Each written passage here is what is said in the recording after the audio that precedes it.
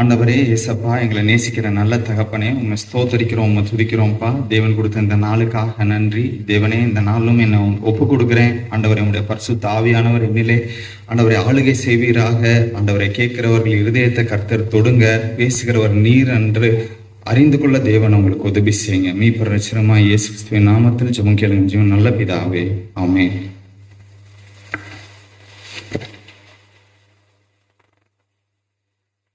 ஒரு வேத பாடத்தை வாசிப்போம் செய்திக்கு முன்பாக.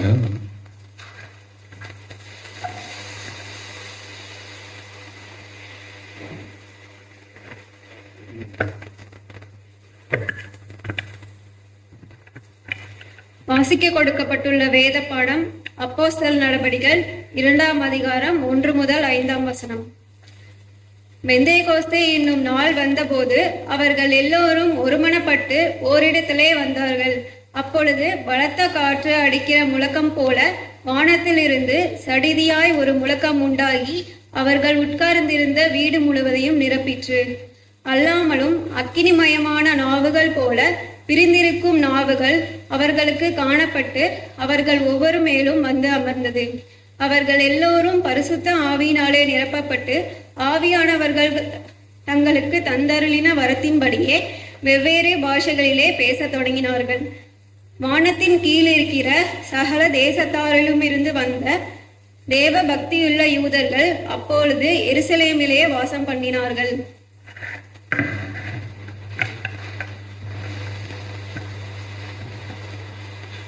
எல்லாரும் ஓரளவுக்கு கண்டுபிடிச்சிருப்பீங்க எதை குறித்ததான செய்தி என்று. சபைக்கு ஒரு சின்ன வேண்டுகோள், இந்த வேத பாடங்களை சொல்லும் போது பெரியவங்க யாரும் வாசிக்க வேண்டாம். வாலிபர் ஐக்கியத்தில் இருக்கிற பசங்களும் பெண்களும் வாசிப்பாங்க. ஒவ்வொருவரும் 2 வசனம் எப்பயும் வாசிக்க சொல்ற மாதிரி வாசிங்க. ஸோ ஃபர்ஸ்ட் நம்ம யாரு,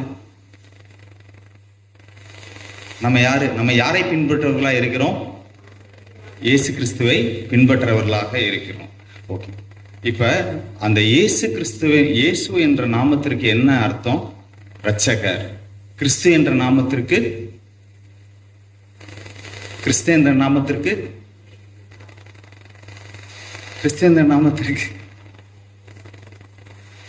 அபிஷேகிக்கப்பட்டவர்.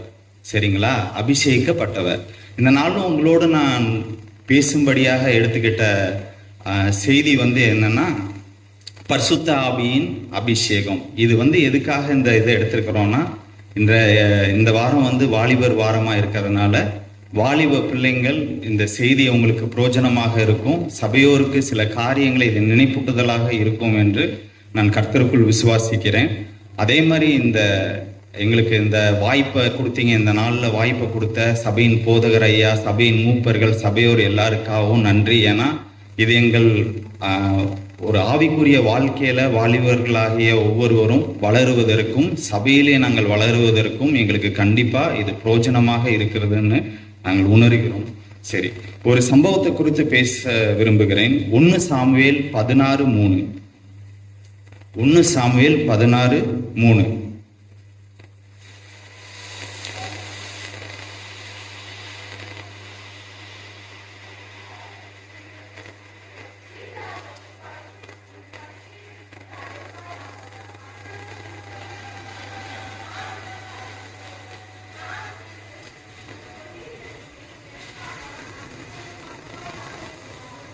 இந்த சம்பவம் எல்லாத்துக்குமே தெரியும். தாவீதை சாமுவேல் தீர்க்கதரிசி அபிஷேகம் பண்ண போறாரு.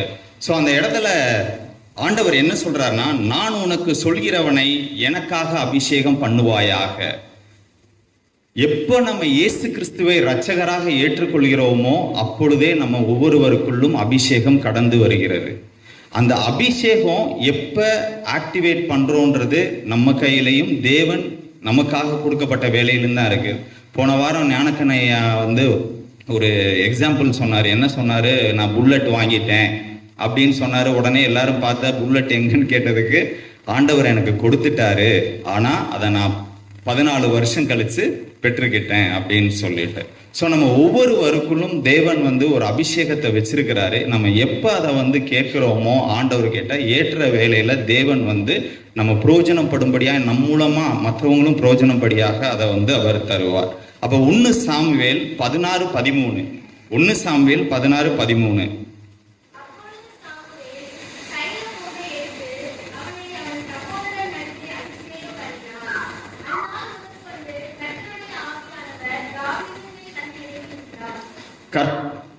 கர்த்தருடைய ஆவியானவர் தாவீதின் மேல் வந்து இறங்கி இருந்தார்.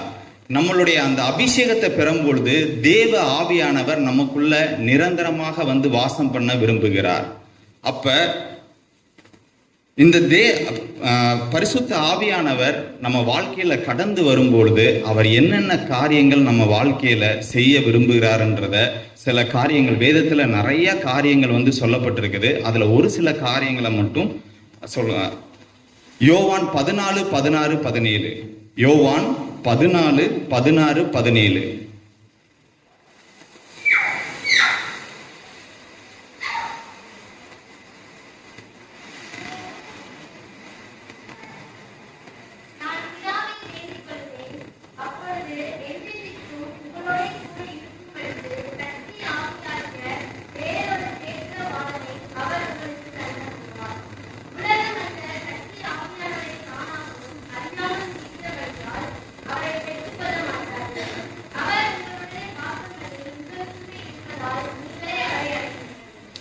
முதலாவதாக பரிசுத்த ஆவியானவர் என்ன விரும்புகிறார்னா நமக்குள்ளே வாசம் பண்ண விரும்புகிறார்.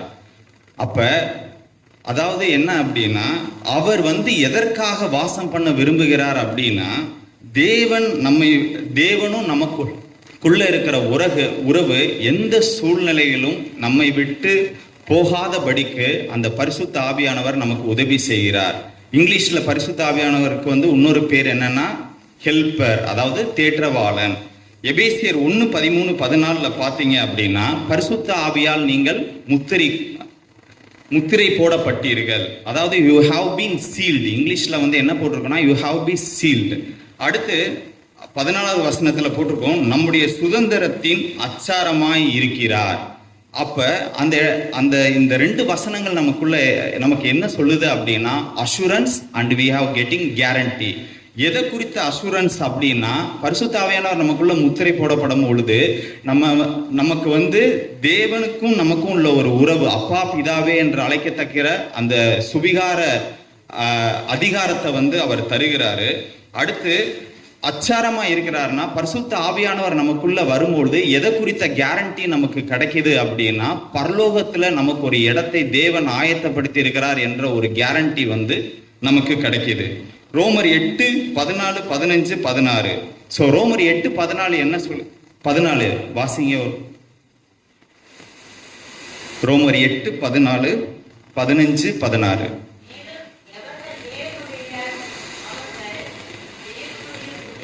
இல்ல கரெக்டா திரும்ப ஒரு தடவை வாசிங்க.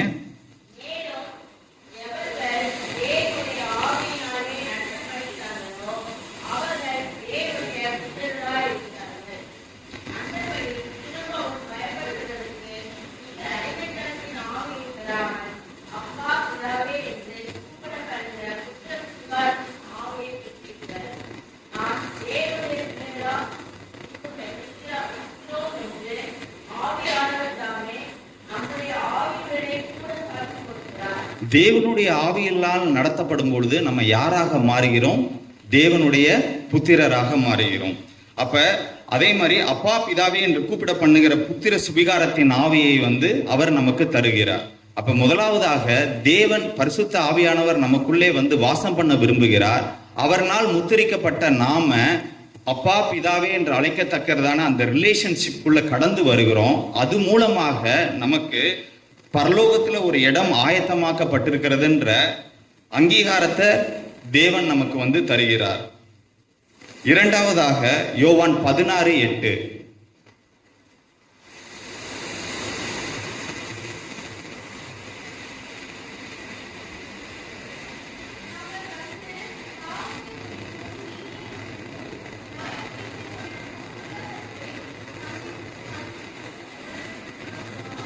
ரெண்டாவது பாவத்தை குறித்தும் நீதியை குறித்தும் கண்டித்து உணர்த்துகிற தேவனா இருக்கிறார். எப்பயுமே நான் ஃபர்ஸ்டோடைய இது செகண்ட் ரிலேட் ஆகும். என்ன அப்படின்னா, அப்பா பிதாவே என்று அழைக்கத்தக்கதான உறவை யார் நமக்கு ஏற்படுத்தி கொடுக்கிறார்?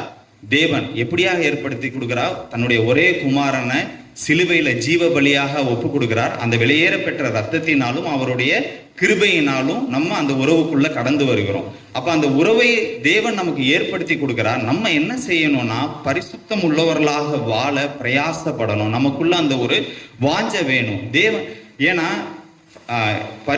அநேக வசனங்கள் இருக்குது. பாவங்கள் நமக்கும் தேவனுக்கும் என்ன பண்ணுது? ஒரு பிரிவினையை உண்டு பண்ணுது. நான் முதலாவது நான் சொன்னது என்னன்னா, தேவனை விட்டு விலகி போகாதபடிக்கு பரிசுத்த ஆவியானவர் உதவி செய்கிறார். ஆனா நமக்குள்ள இருக்கிற அந்த பாவ பிரமாணம் என்ன பண்ணுதுன்னா, அந்த உறவை துண்டித்து விடுறதற்காக அது நம்மளோடு கூட போராடி கொண்டு இருக்கிறது. அப்ப நம்ம என்ன பண்ணணும்னா, பாவத்தை விட்டு விடுறதற்கு தேவனுக்குள் பலப்படணும்.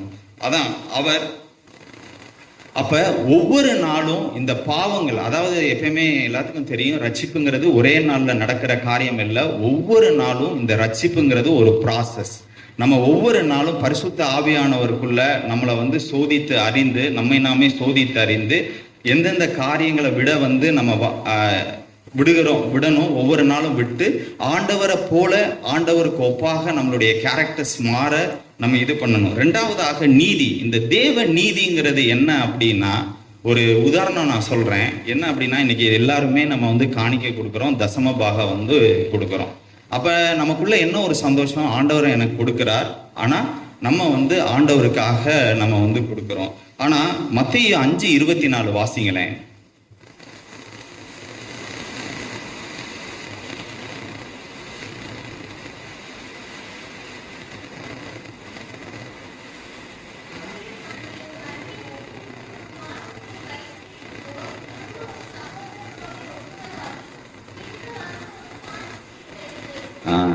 சகோதரன் இடத்துல யாராவது, இப்ப என்னுடைய தங்கச்சி கிட்ட நான் சண்டை போட்டுட்டு இந்த காணிக்கையை நான் செலுத்துறேன் அப்படின்னா, அது தேவனுக்கு பிரியமா இராது. ஸோ இதுதான் தேவனுடைய நீதி. சில காரியங்கள் நமக்கு பாவமா தெரியாது, ஆனா தேவனுடைய பார்வையில பாவமா தெரியும். சில காரியங்கள் நமக்கு சரின்னு நம்ம நினைப்போம், ஆனா தேவனுடைய பார்வையில இல்லை.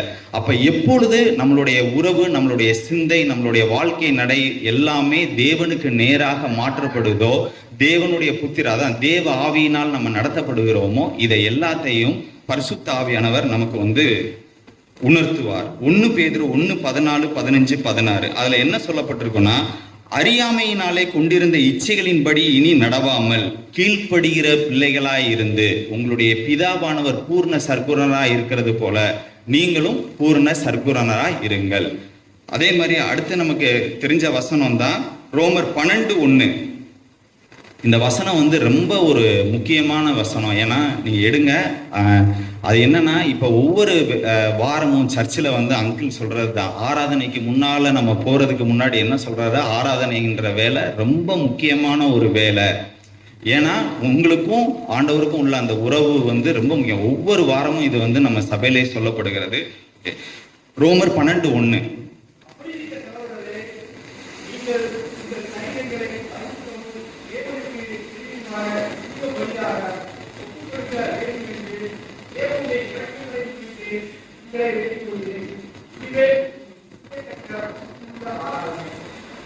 உங்க எல்லாத்துக்குமே தெரியும், கலாத்தியர் 5:19-21 அடிக்கடி சாமன் மெசேஜில் இதை சொல்லுவார். தேவனுக்கு பிரியம் இல்லாத கேரக்டர்ஸ் இதுலலாம் இருக்கும், இதை நம்ம விட்டு விடணும். அப்போ இதை விட்டு விடும் பொழுது தான் நமக்குள்ள கலாத்தியர் 5:18 சொல்லப்பட்ட அந்த ஆவியின் கனிகள் நமக்குள்ள வெளிப்படும் அப்படின்னு. ஸோ நம்மளுடைய சரீரம் யார் தங்கக்கூடிய சரீரமாக இருக்கிறது? தேவன் தங்கக்கூடிய ஆலயமாக இருக்கிறது. அப்ப தேவன் தங்கக்கூடிய ஆலயத்துல நம்ம சுய இச்சையின்படி நம்ம நடக்க முடியாது. அப்ப என்ன அப்படின்னா, தேவன் நம்மளுடைய சரீரத்தை தேவனுக்கு விட்டு கொடுக்கும் போது அது தேவனுக்கு பிரியமான ஜீவ பலியாக இருக்கிறது. அதுவே என்னன்னு சொல்லப்படுகிறது? புத்தியுள்ள ஆராதனை. தேவன் தங்குகிற நம்முடைய சரீரத்தை பரிசுத்தமாக காத்துக்கொள்வதே நாம் செய்யத்தக்க புத்தியுள்ள ஆராதனையாக இருக்கிறது. 3வது காரியம் யோவான் 16:13.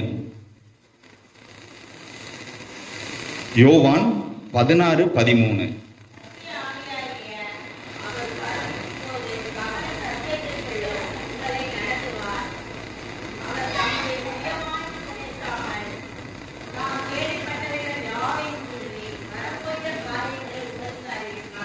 அவர் மூணாவதாக அவர் ஒரு டீச்சராக, அதாவது என்னன்னா சகல சத்தியத்திற்குள்ளும் உங்களை நடத்துவார்.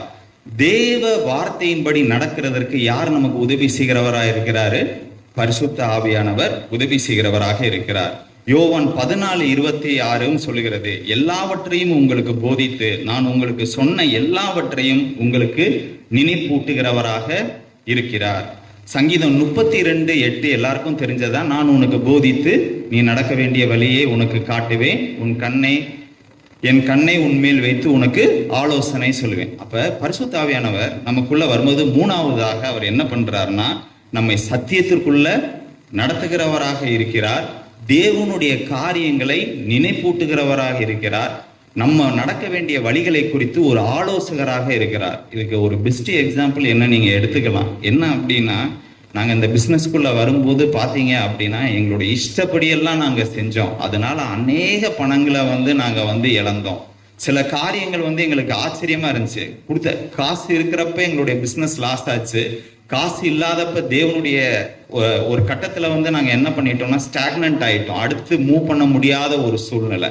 அப்போ எல்லாரும் என்ன சொன்னாங்க அப்படின்னா, அதாவது நம்ம போய் டிஸ்கஸ் பண்ணும்போது ஃபேமிலிக்குள்ள எல்லாரும் என்ன சொன்னாங்கன்னா, உனக்கு என்னப்பா உங்களுடைய அப்பா அம்மா காசு கிடைச்சிச்சு, நீ நல்லா முடிஞ்ச அளவுக்கு அதை இது பண்ணி லாஸ் ஆனாலும் அது உனக்கு ஒன்றும் ஒரு பாதிப்பு இருக்காது, இந்த லாஸ்னாலும் குடும்பத்துக்கு இது சொல்றவங்க சொல்லிட்டு போயிட்டாங்க.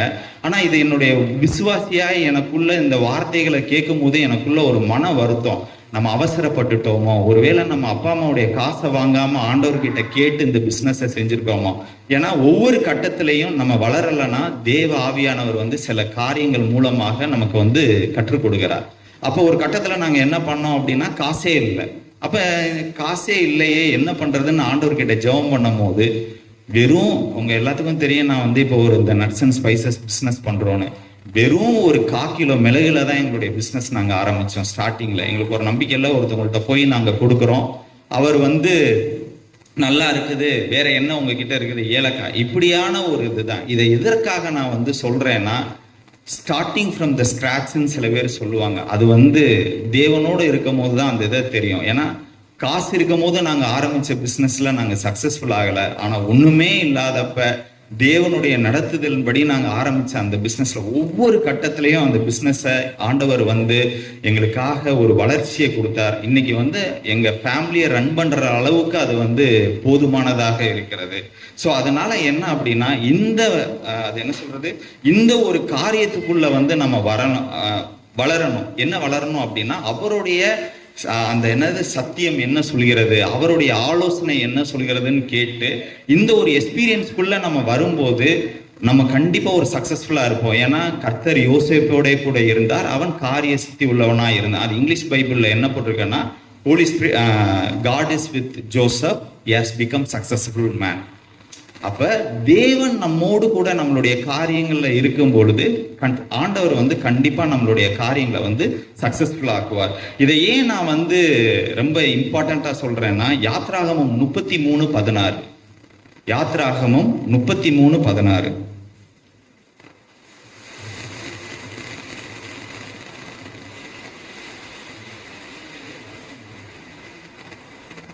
பசங்க கொஞ்சம் சீக்கிரமா எடுத்து வாசிங்கப்பா, இன்ன வரைக்கும் நீங்க வாசிக்கவே இல்லை.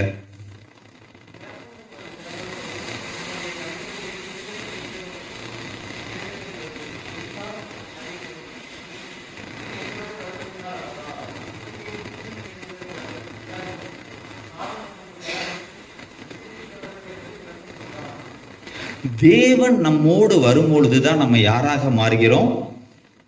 மாறுகிறோம், விசேஷித்தவர்களாக மாறுகிறோம். அததான் அங்க சொல்லப்பட்டிருக்குது. ஆண்டவரே, உங்களுடைய கண்கள்ல தயவு கிடைத்ததானால், கிருபை கிடைத்ததானால், உலக மனுஷருக்கும் எங்களுக்கும் என்ன ஒரு பெரிய வித்தியாசம், தேவன் நமக்குள்ள இருக்கும் போது. ஸோ தேவன் நமக்குள்ள வரும்பொழுது பார்த்தீங்க அப்படின்னா, எப்பயுமே நமக்குள்ள என்ன ஸ்பிரிட் இருக்கும், ஜாய்ஃபுல் ஸ்பிரிட்டுங்கிறது இருக்கும். ரோமர் 8:14 ஆல்ரெடி நம்ம வாசிச்சதுதான் ஃபர்ஸ்ட். இதுல நம்ம யாரு தேவ ஆவியினால் நடத்தப்படும் பொழுது நம்ம யாராக மாறுகிறோம், தேவனுடைய புத்திரராக மாறுகிறோம். எப்பயுமே இந்த ஒரு எக்ஸ்பீரியன்ஸை உங்க லைஃப்ல பாருங்க. ஒவ்வொரு நாளும் நம்ம கண்ணாடியில பார்க்கும் பொழுது நமக்கு பின்னால ஒரு நிழல், அதாவது ஒரு இமேஜினேஷனா சொல்றேன், நீங்க வந்து எப்பயுமே இதை வந்து மெடிடேட் பண்ணுங்க. என்னன்னா, நம்ம கண்ணாடியை பார்க்கும்போது நம்ம கூட பரிசுத்த ஆவியானவர் இருக்கிறாரா, நான் இந்த நாள்ல தேவனோடு கூட தேவனால் நடத்தப்படுகிறேனா அப்படின்றது கண்டிப்பா நம்ம ஆராய்ந்து பார்க்கணும். 4வதாக அப்போஸ்தலர் 1:8.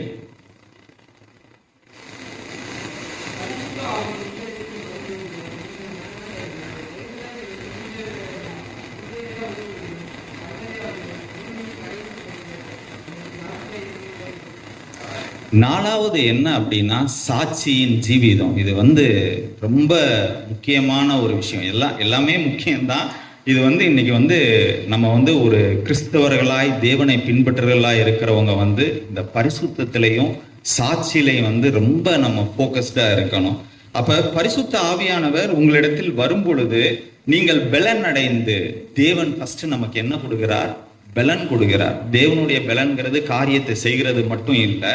ஒரு நம்ம சில காரியங்கள் வந்து நம்ம பாவங்கள் வந்து அடிமைப்பட்டிருப்போம் சில பாவங்களுக்கு. இன்னைக்கு வெளியில எங்களுடைய ரிலேஷன்ஸ்குள்ளே நிறைய நான் கேள்விப்பட்டிருக்கேன். இந்த மாதிரி சிகரெட் ஸ்மோக்கிங் நான் விடணும்னு நினைக்கிறேன், தண்ணி அடிக்கிற பழக்கம் இருக்கு விடணும்னு நினைக்கிறேன், ஆனா எங்கனால விட முடியல. இந்த சபையிலே ஒருத்தவர் வந்து சாட்சி கொடுத்துருக்காரா, நான் வந்து இதுக்கு ஒரு ஸ்மோக்கரா இருந்திருக்கேன், இன்னைக்கு வந்து நான் எல்லாத்தையும் விட்டுருக்கேன் அப்படின்னு சொல்லிட்டு. இதை நான் ஏன் பேர் சொல்லனா, அவரே சாட்சி கொடுத்தாரு, நான் பேர் சொல்லாத காரணம்னா, நீங்க இதெல்லாம் நினைவுல வைக்கணும். ஒருத்தவங்களை வந்து நம்ம சபையில யார் யாரெல்லாம் எதற்காக சாட்சிகள், அதான் சொல்றது, மேகம் போன்ற திரளான சாட்சிகள் நம்மை சூழ்ந்து இருக்க. ஒருத்தவங்களை பார்த்து நம்ம அந்த காரியங்களை வந்து கத்துக்கணும். ஸோ உலக மனுஷனால முடியல, ஆனா தேவனை தேடுகிற ஒரு மனுஷனால முடியுது அப்படின்னா அது யாருனால கொடுக்கப்பட்டது? தேவனுடைய பலன். எந்த ஒரு பாவத்தை வந்து நம்மளால விட முடியலையோ அதை விட செய்கிறதுக்கு தேவனுடைய பலன் வந்து இதா இருக்குது. அதே மாதிரி ரொம்ப கஷ்டமான விஷயம் என்னன்னா, சத்ருவை ஸ்நேகிங்க. அது வந்து எல்லா மனுஷராலும் செய்ய முடியாது. அதற்கான பலன் யாரு தான் தருவாரு? தேவன் தான் கொடுக்கணும். எல்லா சூழ்நிலைகளையும் மன ரம்யமா இருக்க கற்றுக்கொண்டேன். யார் சொன்னது? பவுல் சொன்னார். அதற்கான பலன் யாரு கொடுக்கறது? தேவன் தான் கொடுக்க. உண்மைக்கு இந்த எல்லா சூழ்நிலைகளும் மன ரம்யமா இருக்க அவ்வளோ ஈஸி கிடையாதுங்க. ஏன்னா இன்னைக்கு வந்து அநேகருடைய வார்த்தை எப்படி இருக்குன்னா, நம்ம உலகத்துக்குள்ளதானே இருக்கிறோம், உலகத்துக்குரியவர்களாக தான் நம்ம இருக்கிறோம் அப்படின்னு. ஸோ அப்போ என்ன அப்படின்னா, நம்மளுடைய வாழ்க்கை முறை எப்படி இருக்கணும்னா, விட்னஸிங் த காஸ்பிளாக இருக்கணும். அதாவது நம்ம படிக்கிறனால யாரை போல மாறுகிறோம்? தேவனை போல மாறுகிறோம். பைபிள் அப்படிதான் சொல்லுது, தேவனை போல மாறுகிறோம். அப்ப அன்னைக்கு இயேசு கிறிஸ்து இருக்கும் போது அவருடைய வாழ்க்கையை பார்த்து அநேகர் வந்து எப்படியாக இருந்தாங்க? பிரயாசப்பட்டார்கள், விசுவாசித்தார்கள். விசுவாசித்தவர்கள் என்ன ஆனாங்க? கிறிஸ்துவர்களாக மாற்றப்பட்டார்கள். அப்ப நம்ம வேதத்தை வாசிக்கிறவங்க நம்ம நடைமுறைகள் எப்படியாக இருக்கணும்? தேவனை பிரதிபலிக்க கூடியவர்களாக நாம இருக்கணும். அதான் சொல்லுது, சுவிசேஷத்தை பிரசங்கிக்க விரும்புகிற நாம் அதன்படி வாழ்கிறோமா? நம்ம ஒவ்வொரு நாளும் அதை வந்து ஆராய்ந்து பார்க்கணும். இல்ல அட்லீஸ்ட் வாழலனாலும் வாழ விரும்பவாது செய்யணும். ஒவ்வொரு நாளும் ஆண்டவரே, நான் உங்களுக்காக நான் வாழணும் அப்படின்னு. இப்ப ஒரு சாட்சியின் ஜீவிதம் என்னன்னா, சர்ச்சு வந்து 9 மணினா எத்தனை பேர் 9 மணிக்கு நம்ம இருக்கிறோம்? இதெல்லாம் ஒரு சின்ன சாட்சி தான்.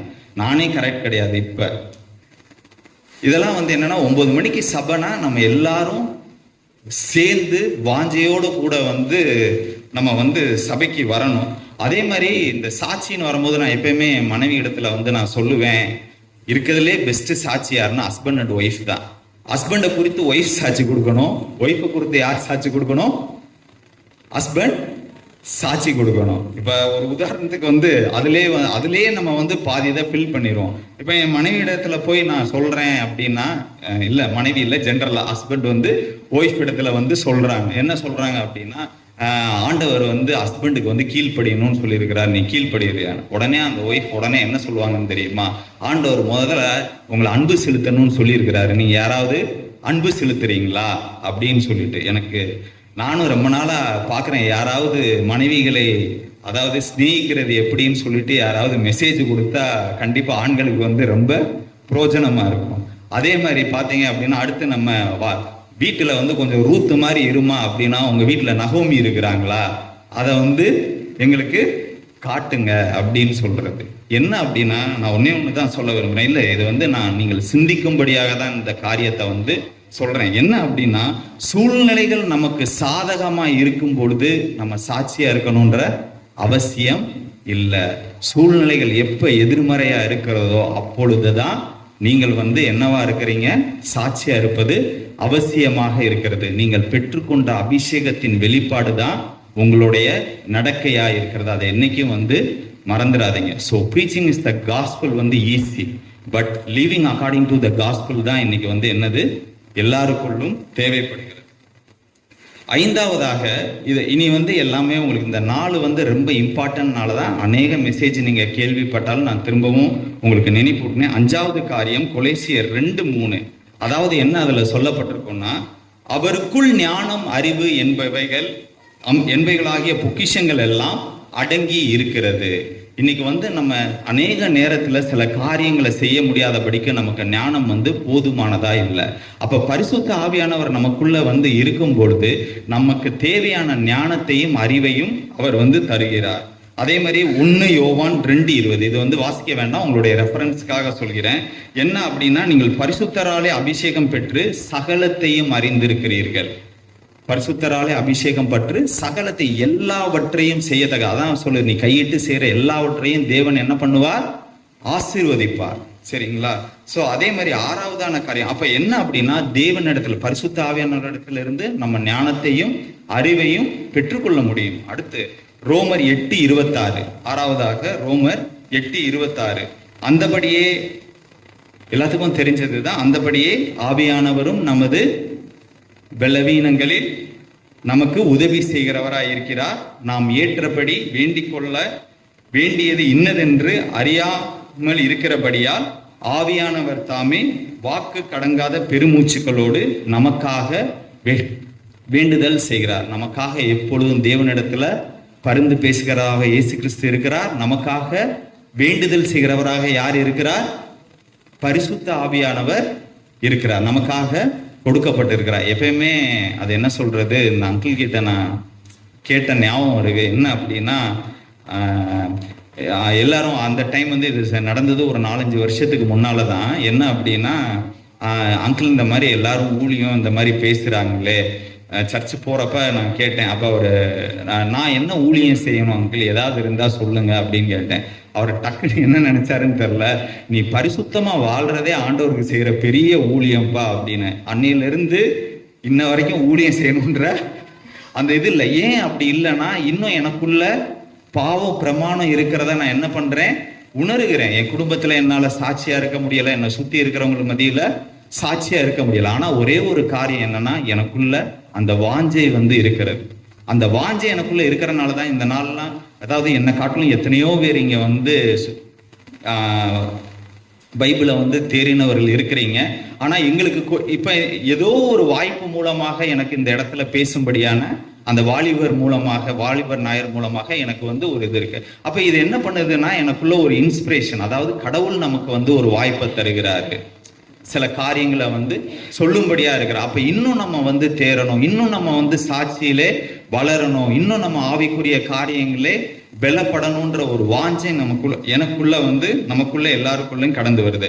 கடைசியாக 1 பேதுரு 5:7, அவர் உங்களை விசாரிக்கிறபடியினால் உங்கள் கவலைகள் எல்லாம் அவர் மேல் வைத்து விடுங்கள்.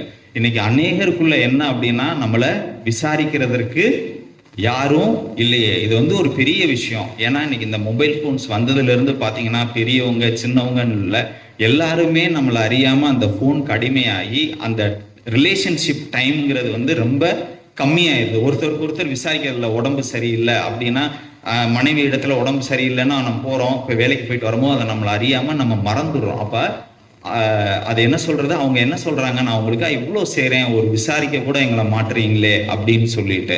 ஆனா ஒரே ஒரு விஷயம் என்னன்னா, தேவ ஆவியானவர் எல்லாவற்றையும் நமக்கு, அதாவது நம்ம கவலைகளை எல்லாம் சொல்லும் பொழுது என்ன பண்றாரு அப்படின்னா, அதற்கான பலன் இல்லை, அதற்கான ஒரு ரிசல்ட், சூழ்நிலைகளை மாற்றுகிறார் எல்லாத்தையும். அப்ப அவர் நம்மளை எல்லா காரியங்களிலும் எல்லா சூழ்நிலைகளும் அவர் என்ன பண்றாரு, நம்மளை விசாரிக்கிறவராக இருக்கிறார்.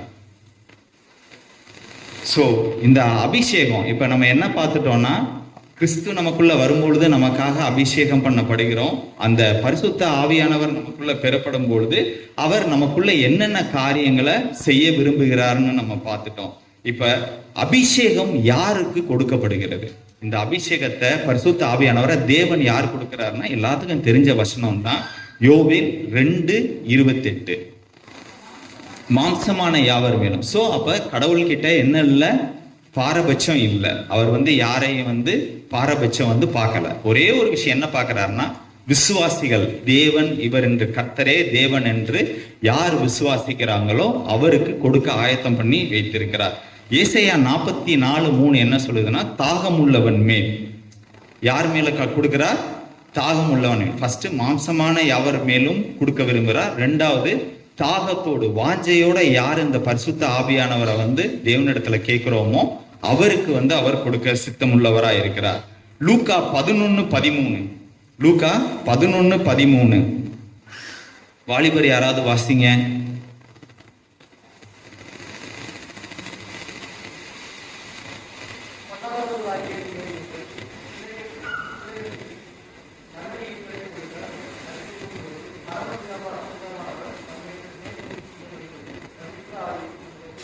அதிக நிச்சயம் அல்லவா? யார் ஆண்டவர்கிட்ட இதை குறித்து வேண்டிக் கொள்கிறார்களோ கண்டிப்பாக ஆண்டவர் என்ன சொல்றாரு, நான் தருவது அதிக நிச்சயம் அல்லவா அப்படின்னு. இதுக்கு ஒரு வேத பகுதியில ஒரு சின்ன எடுத்துக்காட்டு நான் சொல்ல விரும்புறேன். எலிசா எலியா கிட்ட சொல்றாரு, எனக்கு உம்மிடத்துல இருக்கிற வரம் ரெட்டிப்பாக எனக்கு வேணும் அப்படின்னு சொல்லிட்டு. இந்த சம்பவம் எல்லாத்துக்கும் தெரியும். அப்ப எலியா உடனே என்ன சொல்றாரு, நீ கேட்கிறது என்ன காரியம்? அரிதான காரியம். அப்ப ஒரு ஹோலி ஸ்பிரிட் தேவனுடைய ஆவி நமக்குள்ள வரதுங்கிறது சாதாரண காரியம் இல்லை.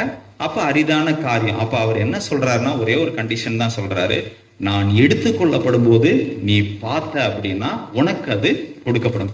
கஷ்டம்தான், அரிதான காரியம்தான், ஆனா நீ வாஞ்சையோடு இருப்பேயானால் நீ அதை பெற்றுக்கொள்வ. அப்ப ஒரு ஆயத்தத்தோடு இருக்கிறார். ஏன்னா தேவன் எடுத்துக்கொள்வது எப்படின்றது தெரிய போறது இல்லை, எந்த ஒரு குழுவும் எதுவும் கிடையாது. அப்ப அவர் ஒரே ஃபோக்கஸ் என்னன்னா எலியாவை அவர் பார்த்துக்கிட்டே இருக்கணும், அவர் கூடயே இருக்கணும். இந்த சம்பவம் நடக்கிற வரைக்கும் எப்ப நடக்க போகுதுன்றது தெரியல. எடுத்துக்கொள்ளும் போது அதை அவர் வாஞ்சித்தபடியினால், அவர் ஆயத்தத்தோடு இருந்தபடினால் அவர் அதை பார்க்கிறாரு, தேவனிடத்திலிருந்து பெற்றுக்கொள்கிறார். அந்த ஆவி அவருக்குள்ள வரும்பொழுது ஒரே ஒரு இன்சிடென்ட் சொல்றேன். என்ன அப்படின்னா அவர் மரித்து போறார். யார் மரித்து போறா? எலிசா மரித்து போறார். அப்ப அவர் மேல ஒரு பிரேதத்தை போடுறாங்க. அந்த பிரேதம் என்ன ஆகுது? உயிரடையுது. நம்ம யாரை ஆராதிக்கிறவர்களா இருக்கிறோம்?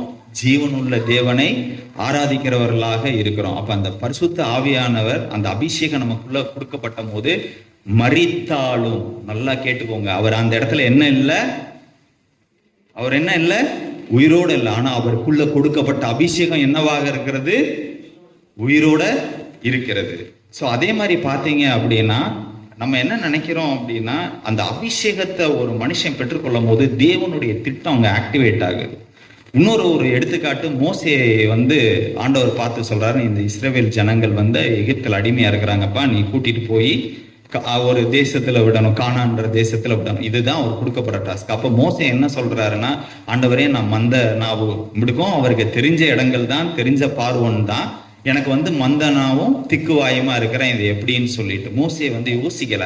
ஆனா மோசேவை ஆண்டவர் கைட் பண்ணி அவருடைய வாழ்க்கை முடிவுல மோசே ஒரு ஸ்பெஷல், அவரை போல ஒரு தீர்க்கதரிசி இல்லை, அவரை போல சாந்த குணம் உள்ளவன் வேதம் சொல்கிறது. அப்ப அவருடைய முடிவு மோசேனை ஒரு நிமிஷம் நினைச்சு பார்த்திருந்தாருன்னா எப்படி இருக்கும்? தேவனுக்கு தன்னுடைய வாழ்க்கையை ஒப்பு கொடுக்கும் போது தேவனுடைய திட்டம் எப்படியாக இருக்கிறது அவங்க நினைச்சு கூட பார்க்க முடியாத அளவுக்கு ஒரு பெரிதாக இருக்கிறது. சரி, இந்த அபிஷேகம் இப்ப யாருக்காக கொடுக்கப்படுகிறதுன்ற பார்த்தோம். இந்த அபிஷேகம் எதற்காக கொடுக்கப்படுகிறது? ஏசாயா 61:1 யாருனாலும் வாசிங்க. ஏசாயா 61:1.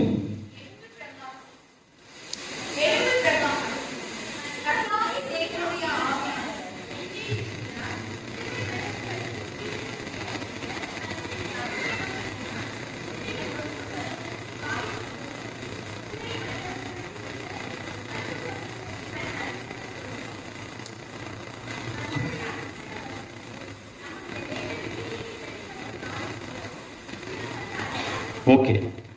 இதே காரியம் வந்து லூக்கா 4:17 கொடுக்கப்பட்டிருக்கும். என்ன அப்படின்னா, அங்க இயேசு கிறிஸ்து வந்து சபையில வந்து வாசிப்பாரு, புஸ்தகத்துக்குள்ள எடுத்து வாசிக்கும் போது இதே காரியம் வந்து அங்க வாசிக்கப்படும். ஏசியா புஸ்தகத்திலிருந்து எடுத்து வாசிக்கப்படும். கடைசியில் ஆண்டவர் என்ன சொல்லுவாரு அப்படின்னா, இந்த வேத வாக்கியம் இன்று நிறைவேறிற்று. இன்னைக்கு அபிஷேகத்தை பெற்ற நாம இது வந்து ஒரு பெரிய ஒரு குழப்பத்துக்குள்ள இருக்கு. இன்னைக்கு நிறைய யூடியூப் சேனல் பார்த்துருப்பீங்க, ஊழியங்கள், இதெல்லாம் வித்தியாசம். ஆனா ஒரு மெயினான ஒரு விஷயம் நீங்க தெரிஞ்சுக்கோங்க. என்ன அப்படின்னா, தேவன் வந்து gospel to preach the gospel to the poor. இந்த அந்த புவர்ங்கிறது வந்து எல்லாமே தேவனுடைய பார்வையில வந்து வித்தியாசமா இருக்கும். நம்ம உடனே கஷ்டப்படுறவங்களுக்கு போய் சொல்லணும் அப்படின்லாம் கிடையாது. இன்னைக்கு இங்க அநேகர் நம்ம வந்து நல்லா ஏர்ன் பண்ணியிருக்கலாம், எல்லா ஆசீர்வாதங்களும் இருக்கும்னு நம்ம நினைப்போம். ஆனா அவங்களுடைய இருதயம் எப்படியாக இருக்கும்? உடைஞ்சு போயிருக்கிறோம். நாளைக்கு என்ன செய்வோன்ற காரியங்கள் கூட இருக்கும். அப்ப தேவ ஆவியானவர் அந்த அபிஷேகத்தை கொடுக்கும் போது அந்த அபிஷேகத்தின் மூலமாக அவங்கள வந்து நம்ம ஆற்றி தேற்றி தேவனுடைய பாதைக்கு நேராக நடத்தப்பட முடியும். ஏசாயா 50:4 அதுல என்ன சொல்லப்பட்டிருக்குன்னா, இலைப்படைந்தவனுக்கு சமயத்துக்கு ஏற்ற வார்த்தை சொல்ல நான் அறியும்படிக்கு கர்த்தராகிய ஆண்டவர் எனக்கு கல்விமானின் நாவை தருகிறார். எப்பொழுதும் டெய்லி என்னை வந்து அவர் எழுப்புகிறார், என்னை அவர் கற்றுக்கொள்ள செய்கிறார்ன்ற மாதிரி அந்த வசனம் இருக்கும்.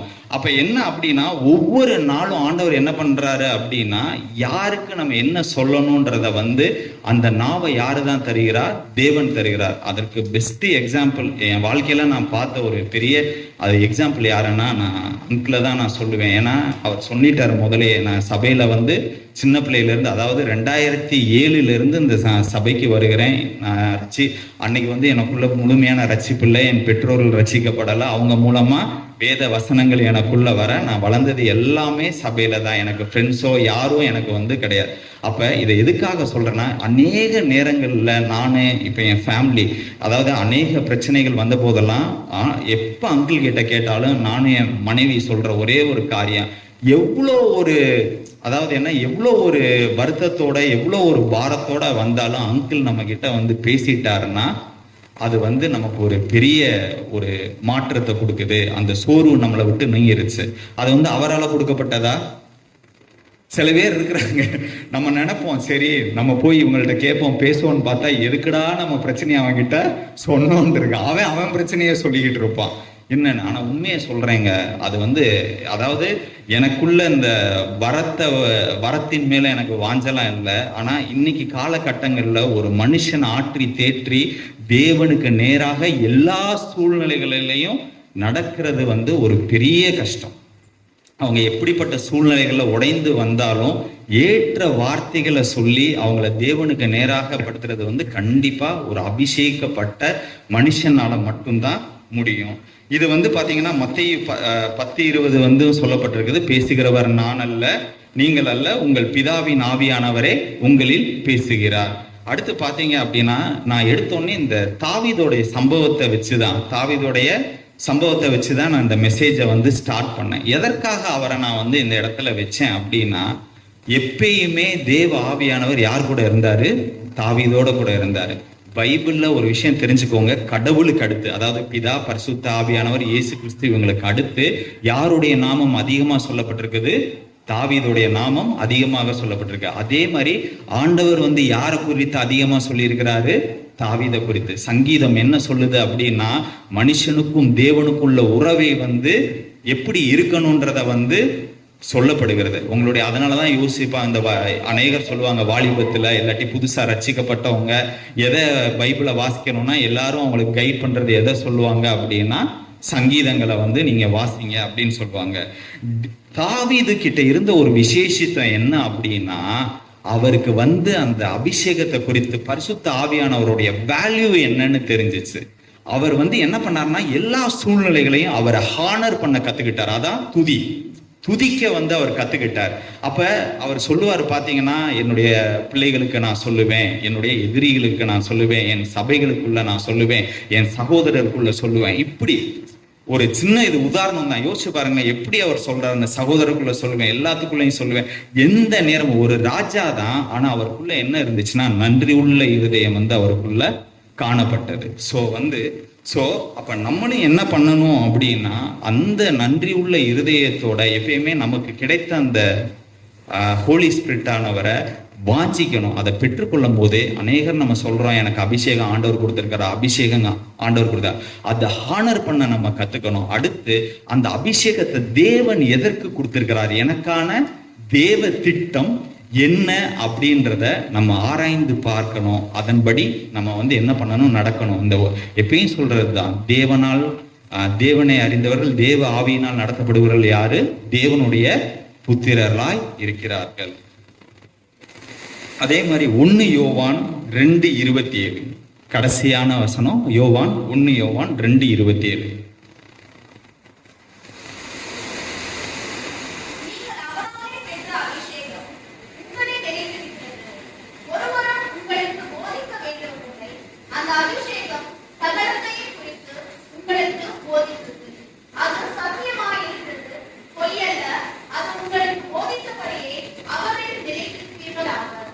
அந்த சத்தியம் என்ன பண்ணுதுன்னா சகலத்தையும் குறித்து போதிக்கிறது. அந்த அபிஷேகம் என்ன பண்ணுது, சகலத்தையும் குறித்து நமக்கு என்ன பண்ணுது, போதிக்கிறது. ஸோ அந்த போதனைகளின்படி நம்ம இருக்கும்போது நம்மனால என்ன பண்ணணும், முடிவு பரியந்தம், அதாவது வேத வசனம் சொல்லுது, முடிவு பரியந்தம் நிலை நிற்பவனே என்னப்படுவான், ரட்சிக்கப்படுவான். அப்ப இந்த சுவிசேஷத்தின் வாழ்க்கையில தேவனுக்கு பிரியமாய் நம்ம நிலை நிற்கிறதற்காக இந்த அபிஷேகம் என்ன பண்ணுது, உதவி செய்கிறது. அதை குறித்து அவனுக்கு கொடுக்கப்பட்ட அபிஷேகமே அவனை நடத்துகிறதாக இருக்கிறது. அதை குறித்து யாரும் போதிக்க தேவையில்லை. ஸோ ஏசாயா 45:1 எடுங்களேன். சும்மா இது லாஸ்ட் ஒரு 5 நிமிஷம் சில காரியங்களை நான் உங்களோடு கூட டிஸ்கஸ் பண்ணும்படியாக நான் விரும்புகிறேன். ஏசாயா 45:1.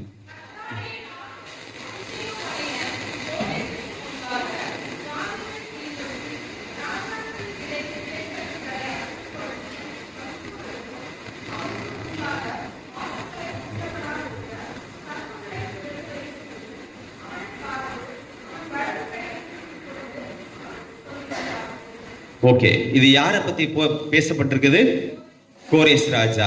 ஏதாவது ஞாபகம் வருதா? சூப்பர். யார் இந்த மெசேஜ் கொடுத்தா? சாமன், கிஃப்ட் ஜோ சாமன் தான் இந்த மெசேஜ் கொடுத்தாரு. இந்த ஒரு மெசேஜ் ஃபுல்லா எப்ப கொடுத்தாருன்னா பிப்ரவரி மாசம் 11ஆம் தேதி கொடுத்தார். இப்ப இதை அவர் கடைசியா அதை கொடுத்துட்டு ஒரு வார்த்தை கேட்டார். என்ன கேட்டாரு அப்படின்னா, எல்லாரும் எஸ்தரை போல மாறுவீங்களா, எஸ்தரை போல உங்களை பிள்ளைகளை நடத்துவீங்களா, யாராவது சாட்சி கொடுக்குறீங்களா? அன்னை சொல்லியிருப்பாடு, இதை நாங்க ஃபாலோ பண்றோம் அப்படின்னு சொல்ல முடியுதா? ஏன்னா எதற்காக இதை நான் சொல்றேன் அப்படின்னா, இந்த வருஷம் யூத்துக்கு கொடுக்கப்பட்ட வேத பாட பகுதி என்னன்னா, தீமோத்தியை தியானிக்கும்படியா நாங்க பார்த்தோம். அப்ப இந்த தீமோத்தியை அதாவது வர்றதுக்கு முன்னாடி நான் தெரிஞ்சுக்கிட்டது என்னன்னா, தீமோத்தேயுன்னு ஒருத்தவர் இருந்தாரு தேவனுக்காக. அவர் ஒரு வாலிபன், அது எனக்கு தெரியும். நான் என்ன நினைச்சுக்கிட்டேன்னா, பவுல் அவரை உருவாக்கி இவ்வளவு ஒரு வல்லமை உள்ள ஒரு ஆளாக மாற்றினார் அப்படின்னு. சரியா? சோ இப்ப வாசிங்க அப்போஸ்தலர் 16:1-2-3.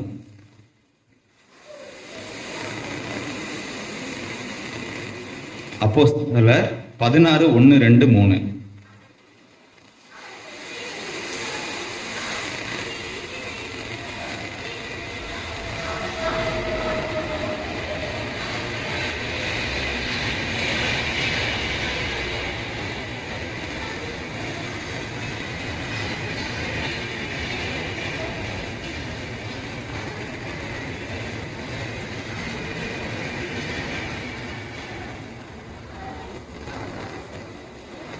ஓகே, அந்த இடத்துல என்ன போட்டிருக்கோம் அப்படின்னா, சகோதரராலே நற்சாட்சி பெற்றவனா இருந்தான். அடுத்த வார்த்தை தான் ரொம்ப முக்கியம். பவுல் தன்னோடு கூட அவனை அழைத்து செல்லும்படியாக விரும்பி. சரிங்களா? அப்ப அவன் யாருனால உருவாக்கப்பட்டிருக்கிறான்? பவுல்னால அல்ல. இதுக்கு முன்னால ஒருத்தவங்க உருவாக்குறாங்க. அவங்க யாருன்னு பார்ப்போம். 2 தீமோத்தேயு 1:5-6.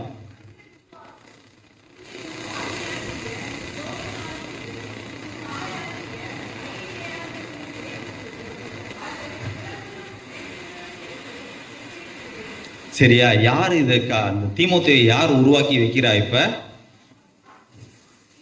பாட்டியும் அவங்க அம்மாவும். யார் இதை எடுத்துட்டு போறா? பவுல் வந்து எல்லாத்துக்குமே தெரியும், அவர் வந்து ஒரு எடுத்துக்காட்டாக இருக்கிற ஒரு அப்போஸ்தலர். அந்த அப்போஸ்தலரே என்ன பண்றாரு? பிரயாசப்படுகிறார். அடுத்தடுத்து பாத்தீங்கன்னா தீமோத்தேயை பத்தி நிறைய சொல்லப்பட்டிருக்கும். தீமோத்தேயு நிருபமே என்ன சொல்லப்பட்டிருக்குன்னா ஒரு தனி மனிதனுக்காக எழுதப்பட்டது.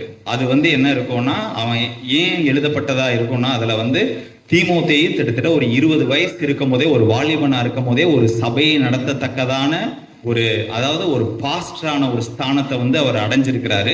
அதற்காக பவுல் என்ன பண்றாருன்னா சில காரியங்களை வந்து அவருக்கு நினைப்பூட்டி எழுதுகிறாரு. அதுல முக்கியமா ஒரு விஷயம் என்ன சொல்றாருன்னா 1 தீமோத்தேயு 4:14 தீர்க்க தரிசனத்தினால் உனக்கு அளிக்கப்பட்ட வரத்தை பற்றி அசதியாய் இராதே. சோ அவருக்கான திட்டங்கள் வந்து தீர்க்க தரிசனம் மூலமாக பவுலுக்கு வெளிப்படுத்தப்பட்டது. அப்ப அதை என்ன சொல்றாருன்னா, நீங்க அடுத்து பாத்தீங்கன்னா உன் சரீரத்துக்காக கொஞ்சம் திராட்சை ரசத்தை குடித்துக்கோ, இந்த இதை செய்யாத, அதுலயும் மாதிரியாயிரு அப்படின்லாம் சொல்லப்படுறா. இன்னொரு ஒரே ஒரு சாட்சி, பவுலே தீமோத்தேயு குறித்து என்ன சாட்சி சொல்லியிருப்பாருன்னா, பவுல் வந்து ஜெனரலா ஒரு இது சொல்லியிருப்பார், நீங்கள் கிறிஸ்துவை பின்பற்றுகளாய் போல என்னை பின்பற்றுங்கள். அதாவது அவரை வந்து ஒரு ஸ்டாண்டர்ட் அங்க காட்டுவாரு.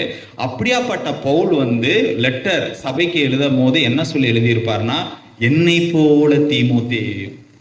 சரிங்களா? அப்ப தீமோத்தேயுடைய வாழ்க்கை ஒரு பெரிய சாட்சி.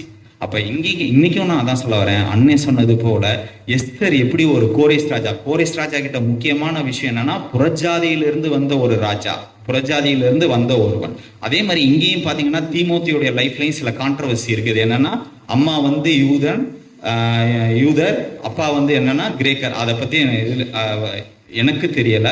ஸோ ஒரு கான்ட்ரவர்சி இருக்கு. ஏன்னா அதனாலதான் பவுல் வந்து விருத்த சேதனம் பண்ண சொல்ல. இதெல்லாம் ஓகே. ஆனா என்ன பண்ணியிருக்காங்க அப்படின்னா, ஒரு பவர்ஃபுல்லான ஒரு ஆளை வந்து உருவாக்கி இருக்கிறாங்க இன்னைக்கும். அதாவது இது எதுக்காக சொல்ல வரேன் அப்படின்னா, நான் மெயினா பசங்களுக்குள்ள வந்து நான் பார்த்த வரைக்கும் வாஞ்சையே இல்லாத போல நான் ஃபீல் பண்றேன். அதாவது நான் யூத் எடுக்கிறேன், தப்பா எடுத்துக்காதீங்க. வாஞ்சங்கிறது இல்லை, ஒன்றும் இல்லை. இன்னைக்கு வந்து உங்களுக்கு தெரியுதா, இப்ப மெசேஜ் வந்து லேட் ஆகுது. இதே இது நீங்க வாசிச்சிருந்தீங்கன்னா என்ன ஆயிருக்கும், இன்னும் ஒரு 10 நிமிஷம் சீக்கிரமா இருக்கும். பசங்களுக்கு வந்து என்னன்னா பைபிளுடைய பிராக்டிஸ் இல்லை. ஸோ நம்ம எல்லாரும், நான் வந்து ஒரே ஒரு விஷயத்த தான் நான் இங்கே வந்து சொல்ல விரும்புகிறேன். எனக்குள்ள என்ன அப்படின்னா, அவங்களுக்கு நம்ம உதவி செய்யணும். அதுதான் என்னுடைய பிரதான நோக்கம். ஏன்னா வாஞ்சை இல்லை, நடத்தப்படலைன்னா பிரச்சனை இல்லை. சரி, வாஞ்சை இருந்து இன்னைக்கு சூழ்நிலைகள் அவங்களுக்கு சாதகமாக இல்லைன்னா பிரச்சனை இல்லை. ஆனால் அவங்களுக்குள்ள ஒன்றும் இல்லை. நான் இருக்கும் போது என்ன அப்படின்னா, நாங்களாம் வரும்போது கோயம்புத்தூர்ல எங்கள் மாமா கிட்டலாம் இருக்கும்போது சண்டே சர்ச்சுக்கு வரதுக்கு முன்னால், ஆண்டவரே நீங்கள் எங்களோட பேசுங்கன்னு சொல்லிற ஒரு ஜெபம் இருக்கும். ஏன்னா இங்க வந்து வேத வார்த்தையே கிடைக்காது. இங்க வந்து போதுமான வார்த்தை நல்லா கிடைக்கிறனால இன்னைக்கு நாங்களாம் பண்றது இல்லை. ஆனா அன்னைக்கு என்ன பண்ணுவோம்னா, சர்ச்சுக்கு கிளம்புறதுக்கு ஒரு 1/4 மணி நேரத்துக்கு முன்னால எல்லாரும் ஜெபம் பண்ணிட்டு வரும், ஆண்டவரே இன்னைக்கு பேசுங்க. அதே மாதிரி எனக்குள்ள என்ன இருக்கும்னா, நான் வாலிபனா இருக்கும் போது ஒரு விஷயம் நான் தப்பு பண்ணிட்டேன்னா எனக்குள்ள ஒரு என்ன இருக்கும்னா, இன்னைக்கு ஆண்டவர் என் கூட என்ன இடப்பட மாட்டாரு, பேச மாட்டாரு. அப்ப அந்த ஒரு எண்ணத்தோட நான் வருவேன். ஆனா இன்னைக்கு வாலிபர்கள், போன வாரம் சும்மா உங்ககிட்ட கேட்கிறேன், நீங்க எந்த இதோடப்பா வருவீங்க அப்படின்னா, நாங்க நடந்து வருவோம். இல்ல, நான் எதுக்காக இதை சொல்ல வரேன் அப்படின்னா, அந்த வாஞ்சையை வந்து நம்ம தான் உருவாக்கணும். அப்ப என்ன அப்படின்னா, சபைக்கு வரும் பொழுதே நம்ம, அதாவது என்ன, அதான் நான் சொல்றேன்ல, இன்னைக்கு இப்போ போன வாரம் ஐயா கேட்டாரு, என்னன்னா யாரெல்லாம் சுவிசேஷம் சொல்ல போறீங்க, என்ன பண்ண போறீங்கன்னா, எல்லாருக்குள்ளேயும் ஒரு அசைவு இருந்துச்சு. நான் ஒரே ஒரு வேண்டுகோள் தான் சொல்றேன், ஃபர்ஸ்ட் நம்ம வீடை கட்டுவோம், நம்மளுடைய வீடை கட்டுவோம். உங்களுக்கு தெரிஞ்ச சுவிசேஷத்தை உங்க பிள்ளைங்களுக்கு சொல்லுங்க. ஆண்டவர் உங்களுக்கு நடத்தி வந்த பாதைகளை உங்க பிள்ளைங்களுக்கு சொல்லுங்க, அவங்களுக்கு சொல்லி பழக்குங்க. இன்னைக்கு என்ன ஆயிடுச்சு அப்படின்னா, அவங்களுடைய ஸ்டடீஸ் அதிகமா இருக்கிறனால, காம்படிஷன் அதிகமா இருக்கிறனால, நம்ம என்ன சொல்லனா, ஆண்டவர் கூட நடந்தாதான் உனக்கு எதிர்காலம் சொல்ல வேண்டிய நாம, நீ படிக்கலன்னா உனக்கு எதிர்காலம் இல்லை அப்படின்னு சொல்லி நம்ம அவங்களுக்குள்ள ஒரு இதை இது பண்றோம். ஸோ அதனால நான் என்ன சொல்ல வரேன்னா, எப்படி இன்னும் உங்களுக்கு புரியுற மாதிரி நான் சொல்லணும் அப்படின்னா, எந்த அளவுக்கு ஒரு ஸ்டடீஸ்க்கு நம்ம இம்பார்ட்டன்ஸ் கொடுக்குறோமோ அதே அளவுக்கு நம்ம என்ன கொடுக்கணும், இம்பார்ட்டன்ஸ் யாருக்கு கொடுக்கணும், என்ன, அவங்க ஆண்டவருக்குள்ள நடத்தப்படுகிறதற்கு இது கொடுக்கணும். இன்னைக்கு ஃபோன்ஸ் எல்லாம் வருது. ஒரு சின்ன ஒரு விஷயத்த மட்டும் நான் சொல்லி முடிக்கிறேன். அங்கிள் வந்து யூத் ஒரு தடவை எடுத்தாங்க, எங்க அந்த ஆர்த்தர் ஐயா திருமங்கலத்துல இருக்கும் போது. அன்னைக்கு யூத் எடுக்கிறவங்க வரல, ஐயா வந்து எடுத்தாரு. அப்ப வந்து அவர் சொன்னாரு, யோசுவாவோ ஆசாரிப்பு கூடாரத்தை விட்டு பிரிதா இருந்தான். அப்ப அவன் அதனாலதான் ஆண்டவர் வந்து மோசேக்கு அடுத்து அவனை வந்து எடுத்துக்கிட்டாரு அப்படின்னு சொல்லிட்டு அப்ப முடிச்சுட்டு அவர் சொன்னாரு, அன்னைக்கு காலகட்டங்கள்லாம் சண்டே வந்து தேவனுக்குரிய நாள், அன்னைக்கு வந்து தேவனுக்காக நம்ம இருக்கணும் அப்படின்னு சொல்லி. அப்பெல்லாம் செல்போன் வந்த காலங்கள். அப்ப வந்து அவர் சொன்னார், நீங்களாம் செல்போன் வச்சிருந்தீங்கன்னா ஒரு நாள் வந்து நீங்க செல்போன் இல்லாம உங்களால இருக்க முடியுமா அப்படின்னு கேட்டுட்டு போயிட்டார். எனக்குள்ள ஒரு வாஞ்ச, இந்த ஒரு விஷயத்த நம்ம செய்வோமே அப்படின்னு சொல்லிட்டு என்ன பண்ணேன், சண்டே வந்து ஃபோன் தொடுறது கிடையாது, படிக்கிறது கிடையாது. நான் நல்ல நாள்லேயே நான் படிக்கிறது கிடையாது. பட் அன்னைக்கு நான் வந்து எந்த எக்ஸாம், மோஸ்ட்லி மண்டே எக்ஸாம் இருந்தாலும் படிக்கிறேன். அதுக்கு பதிலாக நான் என்ன பண்ணுவேன்னா, ஐயா சொன்ன புஸ்தகங்களெல்லாம் நாங்கள் எழுதுவோம். நிறைய நேரத்தில் சில புஸ்தகங்கள் சொல்லுவார், உங்களுக்கு இதற்கெல்லாம் கேட்டுக்கிடுங்க. டேர் டு பி கால், பிதாவே என்று அழைக்க துணிந்தேன், கிளி உண்ட திரை, இந்த புஸ்தகங்களெல்லாம் அந்த நேரம் வாசித்தேன். எப்படின்னா பைபிளையே வாசிக்கிட்டு இருந்தது போர் அடிச்சிச்சு. ஏன்னா அதெல்லாம் வளர்ற காலங்கள். அப்போ வந்து தெரியும், அரை மணி நேரத்துக்கு மேலே ஒரு பைபிளை வாசிக்க முடியாது. அப்போ உடனே நம்ம புஸ்தகம்னா ஒரு கதையா அது போகுது அப்படின்னு சொல்லிட்டு வாசிக்கப்பட்ட. அப்ப அந்த காலங்கள் வந்து என்ன ஆச்சு அப்படின்னா, தேவனுக்கு கொடுக்கும் போது அந்த காரியங்கள் இருக்க, அந்த புஸ்தகத்தெல்லாம் வாசிக்கும் போது பைபிள்ல நடக்கிற அளவுக்கு ஒரு மிராக்கிள் ரீசெண்டா நடந்திருக்கும். சரிங்களா? ரீசெண்ட் சாது சுந்தர் சிங் ஐயா உங்களுக்கே தெரியும், இப்ப நடந்த செஞ்சுரி தான். அவர் நடந்து போகும்போது கேள்விப்பட்டிருக்கீங்களா, பிசாசுகள்லாம் ஓடுமா, அப்படியாப்பட்ட சாட்சி ரீசெண்ட். அப்ப ஆண்டவர் வந்து நம்மை, அப்ப என்ன நான் சொல்ல வரேன்னா, ஒரே ஒரு காரியம் தான். என்ன அப்படின்னா, சபைக்குள்ள சரிங்களா ஐநேக்கியால் இருக்கிறீங்க, அப்புறம் வந்து லோவிசால் இருக்கிறீங்க, ஆனா சபைக்குள்ள தீமோத்தேயு இருக்கிறார்களா? அதை காட்டலாம். அதை மட்டும் நம்ம வந்து உணர்ந்து பின்வரும் நாட்கள்ல வாலிபர்களை அவங்களுக்கு ஏறாக நடத்துவோம் என்று சொல்லி சபை கொடுத்த அந்த வாய்ப்புக்காக நன்றி. தேவனுக்கும் நன்றி. நல்ல வேலைக்காக தேவன் நன்றியோடு சோஸ்தரிக்கிறேன். நல்ல ஒரு செய்தியை கேட்டோம். இங்கே ஜெபத்திற்கு முன்பாக ஒரு 2 வார்த்தை மட்டும் நான் அதை பற்றி சொல்ல ஆசைப்படுகிறேன். இந்த நாளிலே சகோதரர் அப்படியாய் நம்மோடு கூட இடைப்பட்டார். தீமோத்தேயை உருவாக்கினது யாருன்னு சொன்னாரு? தாயும் பாட்டியும் உருவாக்குனாரு. அப்பாவும் தாத்தாவும் உருவாக்குனாருன்னு சொல்லியிருக்கான்.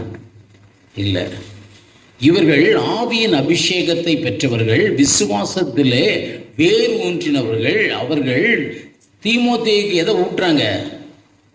இயேசுவை குறித்து, ஆண்டவரை குறித்து, விசுவாசத்தை குறித்து அவனுக்கு ஊட்டுறாங்க. அதனால தான் 20 வயதிலேயே அவர் ஒரு போதகர் ஸ்தானத்திற்கு என்ன செய்தார்? எழுந்தருளினார். இன்னைக்கு பாட்டிமார் என்ன ஊட்டுறீங்க உங்கள் பேர பிள்ளைகளுக்கு? நல்லா சாப்பிட கொடுக்குறீங்க. பேரனுக்கு இது பிடிக்கும் அது பிடிக்கும் நினைச்சிறீங்க, நல்லா சாப்பிட கொடுக்குறீங்க. வசனத்தை ஊட்டுறீங்களா? விசுவாசத்தை ஊட்டுறீங்களா? ஆவியின் காரியங்களை ஊட்டுறீங்களா? ஒரு ஏர்னஸ்ட் ஆஞ்சலன்னு சொல்லி ஒரு பெரிய பிரசங்கியார், அவர் தன்னுடைய இதில் சொல்லும்பொழுது சொன்னார், என் குடும்ப சூழ்நிலை எனக்கு போதித்துக்கிட்டே இருந்தாங்க. 8 வயதிலே நான் பரிசுத்த ஆவியானவரால் ஞானஸ்தானம் பண்ணப்பட்டேன்னு சொன்னார். அவருடைய சாட்சியை உங்கள் பிள்ளைகளுக்கு அந்த வாஞ்சை இன்னைக்கு வருதா? வாஞ்சை வருதா? நமக்கே வருதோ என்னமோ தெரியல, அவருக்கு எப்படி வரும்? அதனால பிரியமானவர்களே, ஏன்னா பையங்க வந்து யாரோட தான் அதிக அட்டாச் ஆவாங்க? யாரோட தான்? அம்மாவோட தான் அதிக அட்டாச் ஆவாங்க. அப்போ அம்மா இல்லாட்டி பாட்டி இருந்தால் பாட்டியோட ரொம்ப இதாக பேசுவாங்க. அப்போ நீங்கள் என்ன செய்ய வேண்டும்? போட்டு அதே திணிக்கக்கூடாது. சிலர் அப்படின்னா பாட்டியை பார்த்தோன்னே ஓட ஆரம்பிச்சிடுவான். பாட்டியை பார்த்தோன்னே என்ன செய்வான்? இந்த பிளேட் பெரும் பிளேடாவில் இருக்குன்னு ஓட ஆரம்பிச்சிடுவான். இல்லை, கொஞ்சம் அவங்களுக்கு இன்ட்ரெஸ்டிங்காக வரும்பொழுது சில காரியங்கள் அப்படியே சொல்லி கொடுக்க வேண்டும். பிரியமானவர்களே, வசனங்கள் உள்ளே போய் நிற்கணும். வசனங்கள் உள்ளே போய் நிற்கணும். இன்னைக்கு நம்ம பிள்ளைகளுக்கு எதைத்தான் விட்டுறோம்? நான் பார்க்குற நிறைய காரியங்கள், நீங்கள் நல்ல ஆவிக்குரியவங்களாக இருக்கீங்க, ஆனால் உங்கள் பிள்ளைகள் எப்படி வரணும்னு நினைக்கிறீங்க? நீங்கள் ஒரு உலகத்தானாய் வரணும்னு நினைக்கிறீங்க. இன்னைக்கு ஒவ்வொரு அம்மாமாரும் தங்களுடைய பிள்ளை எப்படி தான் வரணும், எப்படி தான் வரணும்னு நினைக்கிறீங்க? உலகத்தில் ஒரு பெரிய ஆளாக வரணும், ஒரு நல்ல வேலையில் இருக்கணும், இதுதான் நினைக்கிறீங்களே தவிர ஒரு நல்ல விசுவாசியாகி வரணுங்கிற எண்ணம் நமக்குள்ள என்ன செய்யலை? வரல. ஸ்போர்ட்ஸில் என் பையன் அப்படி வந்துடணும், மியூசிக்கில் என் பையன் வந்துடணும், எல்லாத்துலையும் என் பையன் தான் முன்னால் நிற்கணும். ஆனால் ஆவிக்குரிய வாழ்க்கையில் அதை பற்றியே நம்ம சிந்திக்கலையே. அதை பற்றியே சிந்திக்கலை. சிந்திங்க பிரியமானவர்களை, ஒப்பு கொடுங்க பிள்ளைகளுக்கு விசுவாசம். உங்கள் வாழ்க்கையில் நடந்த நிறைய காரியங்களே பிள்ளைகளின் விசுவாசத்தை தூண்டுகிறதா இருக்கிறது. அதெல்லாம் மறைக்கிறீங்க. அதை சொல்ல வேண்டிய பிரகாரம் சொல்லணும்னு சொல்லி ஜெபத்தோடு கூட இனிப்பு சேர்த்து சொல்லுங்க. பிரியமானவர்களே, அவன் ஊன்ற கட்டுப்படுவான். ஒரு ஆவிக்குரியவனாய் நீங்க வளரணும்னு நினைங்க, அவன் எல்லாவற்றிலும் ஜெயமுள்ளவனாய் வளருவான். அல்லேலூயா. கொஞ்சம் இதை நீங்க யோசித்து செயல்படுங்க. ரெண்டாவது ஒரு காரியத்தை குறித்தார். கணவர்களே, மனைவி என்ன செய்ய? நேசிங்க. எப்படி நேசிக்கிறதுங்கிறத யாருமே என்ன செய்யல, பிரசங்கம் பண்ணலை. மனைவியை நேசித்து மனைவியை என்ன செய்யணும்? திருப்திப்படுத்தணும். ஒரு நாளும் முடியாது, ஒரு நாள் முடியாது. மனைவிகளை திருப்திப்படுத்தணும்னா ஆதாம் என்ன செஞ்சான்? ஆதாம் என்ன செஞ்சான்? தேவனால் விலக்கப்பட்ட கனியை மனைவியை திருப்திப்படுத்துறதற்காக புசித்தான். அப்படித்தான் வளர முடியும். ஆனால் பிரியமானவர்களே, எனக்கு திருமணம் முடிந்து 44 வருடங்கள் ஆகிறது. நான் ஒன்றை மாத்திரம்தான் கற்றுக்கொண்டேன். தேவனை எவ்வளவுக்கு எவ்வளவு திருப்திப்படுத்துகிறீர்களோ அவ்வளவுக்கு அவ்வளவு உங்கள் மனைவி திருப்தி ஆவாள். நீங்கள் தேவனை திருப்திப்படுத்தினா போதும், தன்னால் குடும்பத்தில் சமாதானம் வரும். உங்கள் பேச்சிலே, உங்களுடைய நினைவுகளிலே, உங்களுடைய செயல்களிலே தேவனை திருப்திப்படுத்துகிறவர்களாய் மாறுங்க. உங்களுடைய அந்தரங்க வாழ்க்கையிலே தேவனை திருப்திப்படுத்துகிறவராய் மாறுங்க. தன்னால் எல்லாம் சரியாகுங்க. அதான் வேதம் சொல்லி இருக்கிறது. முதலாவது தேவனுடைய ராஜ்யத்தையும் அவருடைய நீதியும் தேடுங்க. எல்லாம் போதும். தேவனை திருப்திப்படுத்தினால் மாத்திரம் போதும். பிரியமானவர்களே, தேவனை திருப்திப்படுத்தினால் மாத்திரம் போதும். அதனால் நீ பார்க்க, உங்கள் பிள்ளைகள் ஜெயம் பெறணுமா? வசனத்தை ஊட்டுங்க. இயேசுவை குறித்த அறிவை ஊட்டுங்க. விசுவாசத்தை ஊட்டுங்க. இன்னைக்கு பிரியமானவர்கள் எல்லார் மத்தியிலும் என்னால் தெளிவாய் சொல்ல முடியும், நான் ஒரு ஜெயமுள்ள ஒரு வாழ்க்கை வாழ்ந்துட்டேன்னு சொல்லி, வாழ்ந்து கொண்டிருக்கிறேன்னு சொல்ல முடியும். காரணம், தேவனை குறித்த அறிவு, அந்த தேவ சரியான வளர்ச்சி. ஆனால் அதை ஒரு சாட்சியாக என்னால் சொல்ல முடியல. இது எங்கள் பாட்டிகிட்ட இருந்து வந்துச்சு, இது எங்கள் அம்மாட்ட இருந்து வந்துச்சுன்னு என்னால் என்ன செய்ய முடியல, சொல்ல முடியல. எனக்கு எல்லாம் எப்படி தான் வந்துச்சு? டைரக்டாக தேவன்கிட்ட இருந்து வந்துச்சு. அல்லேலூயா, அல்லேலூயா. ஆனால் உங்கள் பிள்ளைங்க நாளைக்கு சாட்சி சொல்லணும், இன்றைக்கி நான் ஜெயம் பெற்றிருக்கிறது எங்கள் அம்மா எனக்கு ஊட்டின விசுவாசம், எங்கள் பாட்டி எனக்கு கொடுத்த தேவனை குறித்த அறிவு. இன்றைக்கி இப்படி உங்கள் பிள்ளைகளை வளர்ப்போம்னு சொல்லி கர்த்தருக்குள்ளே தீர்மானம் எடுப்போம். உண்மைதான், நம்ம பிள்ளைகள் எல்லாத்துலேயும் ஜெயம் பெறணும், எல்லாத்துலேயும் ஜெயம் பெறணும். ஸ்போர்ட்ஸில் முன்னால் நிற்கணும், படிப்பில் முன்னால் நிற்கணும், வேலை காரியங்களில் நல்லா வரணும், எல்லாம் செய்யணும். ஆனால் எப்படி கொண்டு வருகிறது? தேவனுக்குள்ளே கொண்டு வாங்க, ஆவிக்குரியவனாக கொண்டு வாங்க. கர்த்தர் எல்லாத்தையும் என்ன செய்வார்? செய்வார். யோசேப்பு ஒரு தேசத்தின் அதிபதியாய் நின்றதற்கு எதுதான் ஆதாரம்? அவர் படித்த படிப்பா இல்லை. அந்த பார்வோன்னு சொன்னார், தேவ ஆவியை பெற்ற இவனை போல இல்லை. அது அவரை நிறுத்துங்க. அதை கொண்டு வர வேண்டியது குடும்பத்தின் கடமை, தாயின் கடமை, பாட்டியின் கடமை, சபையின் கடமை. கர்த்தர் தாமே அப்படிப்பட்டவர்களாக ஒவ்வொருவரையும் உருவாக்குவர்களாக. அப்போ அடுத்து ரெண்டாவது காரியம் சொன்னேன், குடும்ப தலைவர்கள் யாரை திருப்திப்படுத்தணும்? தேவனை திருப்திப்படுத்தணும். அது ரொம்ப லேசுங்க. 100 புடவை வாங்கி கொடுத்தாலும் யார் திருப்தி அடைய மாட்டா? மனைவி திருப்தி அடைய மாட்டாங்க. 101வது புடவை கிடைக்கலன்னா அவ்வளோதான். ஆனால் தேவனை திருப்திப்படுத்துறது ரொம்ப லேசுங்க. காசும் வேணாம், பணம் வேணாம், ரொம்ப லேஸ். நீங்கள் திருப்திப்படுத்திட்டீங்கன்னா அவர் உங்கள் குடும்பத்தின் அவர்களை திருப்திப்படுத்துவார். குடும்பம் சமாதானமாய், சந்தோஷமாய், ஆசீர்வாதமாய் இருக்கும். அதுக்கு தாங்க பரிசுத்த ஆவியானவர். அவரை நேசிக்கிறதற்கும், அவரை திருப்திப்படுத்துகிறதற்கும், அவரை பற்றி மற்றவர்களுக்கு சொல்லுகிறதற்கும் தாங்க பரிசுத்த ஆவியானவர். இன்னைக்கு அவரை பெற்றுக்கொள்ளணும்னு வாஞ்சிப்போம். இன்னைக்கு ரொம்ப சோகமாக இருந்தது எனக்கு. சகோதரன் ஒரு காரியத்தை சொல்லும் பொழுது, வாலிபர்கள் எப்படி வர்றாங்களாம்? ஒரு எய்ம்லெஸ். சபைக்கு வரும்போது எப்படி வர்றாங்க? எய்ம்லெஸ். சபைக்கு வந்து வெளியே நின்று செல் பார்த்துக்கிட்டு இருக்காங்க. What to to? சபை அடிக்க முடியுமா? ஒரு இன்னும் இல்லை, உங்களுக்குள்ள ஒரு வாஞ்சை இல்லை. இன்னைக்காவது நான் தூய ஆவியை பெற்றுக்கொள்ளணும், இன்னைக்காவது பரிசுத்த ஆவியை பெற்றுக்கொள்ளணும், இன்னைக்காவது நான் ஆண்டவருக்குள்ளே ஊன்ற கட்டப்படணும். இந்த தாகத்தோடு கூட தாங்க வரணும். இந்த தாகம் யார் கொடுக்க முடியும்? யார் கொடுக்க முடியும்? வீட்டில் தாங்க கொடுக்க முடியும். சபையில் அதிக நேரம் உங்கள் பிள்ளைகள் இருக்காங்களா? வீட்டில் அதிக நேரம் இருக்காங்களா? ரெண்டும் இல்லைங்க, வெளியே தான் ரொம்ப நேரம் இருக்காங்க. சொல்ல முடியுமா? வீட்டுக்குள்ளே கொண்டு வர வேண்டியது யாருடைய கடமை? நம்முடைய கடமை.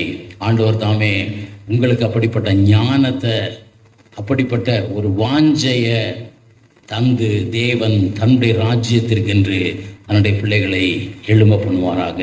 எல்லாரும் முழங்கால் படிக்கிட்டு ஜெபம் பண்ணுவோம்.